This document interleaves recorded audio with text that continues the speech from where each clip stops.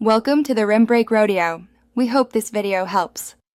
You pick Panda and go straight into the essentials. Choose Fighter Emblem for damage or Tank for durability, depending on team needs.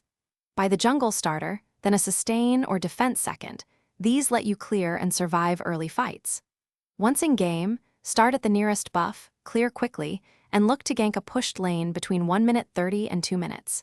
Make sure to communicate a ping before you engage so allies can follow. This sets tempo and secures early gold.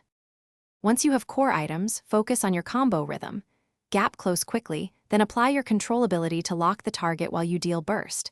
This maximizes damage and prevents escape.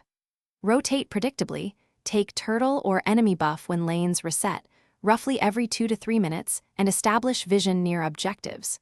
Make sure to flank for picks rather than charging the enemy front line alone when teammates arrive. Commit decisively to secure kills and translate them into towers and map control. You reach late game with items and must now execute cleanly.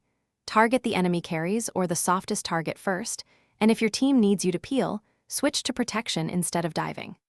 Once done with a successful pick, force objectives, push towers, or secure Baron-like, map advantage with 4 to 5 teammates.